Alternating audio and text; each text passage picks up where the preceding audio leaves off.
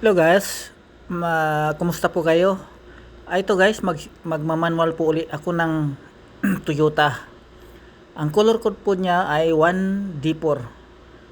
Mayroon po siyang color code guys, kaya lang hindi ko na po tinitingnan sa computer. Kasi po tatagal na po tayo guys, pag tingin pa tayo sa computer, mas maganda po, i-dicta manual na lang natin.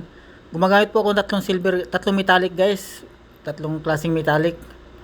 Tapos gumamit din po ako ng matting base para umangat konti yung metallic. Tapos gumamit po akong trace white para mamutla po yung shade niya kasi maputla po yung shade nung sample. Tapos gumamit po ako ng trace blue. Saka gumamit po ako ng trace black. Yan lang po ang pinag-ano ko guys. Bali pito. Matting base pala pangat.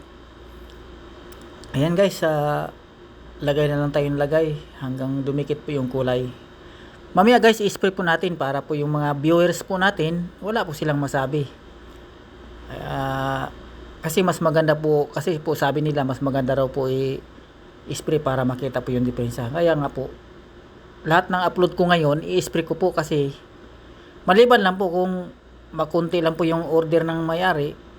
Kung minadali, hindi ko na po i-spray yun. Pero yung mga ganito guys, ini-spray ko po siya para po yung mga viewers po natin, hindi po sila, wala po silang masabi sa gawa natin.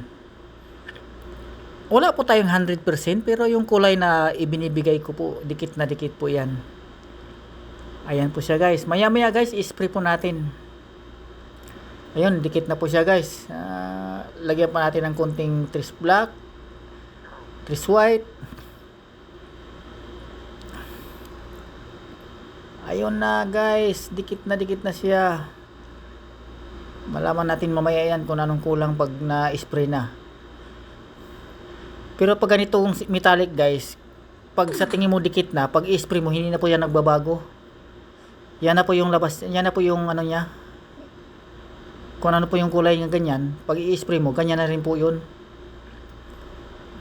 Yun no, guys, dikit na siya guys. Ayan guys, i-spray natin para malaman natin kung okay na ba yung kulay natin. Spray natin guys. Gamit tayo ng light gray para akma doon sa kulay na ibubuga natin. Ayan na guys, naibuga na natin. Ayun no, ang ganda guys, di ba? Wala pang clear yan, lilinaw pa yan siya, medyo dark. Lilinaw pa yan siya pag may clear na. Ayan guys. Maganda talaga pag i-spray guys, diba? Kitang-kita yung diferensya. Pero pag i-clear natin yan, lilinaw po yan. Ayun. Ayan na guys. Kini-clear na natin.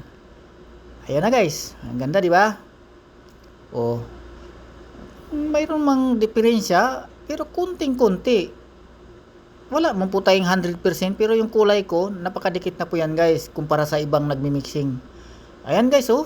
Wala ka na pong ano pa bang makikita mo diyan. Ganda, 'di ba? Kung ganyan kulay mo tapos i-blending mo pa 100% na 'yan, guys. Ayan, guys, tapos na po tayo. Maraming salamat po pala sa mga viewers at saka mga followers ko. Mag-ingat po kayo. Salamat po sa walang sawang pagsusubaybay ng aking mga video. Ingat po kayo lagi, guys. At huwag po kayong magsawang manonood. Maraming salamat po. Bye-bye.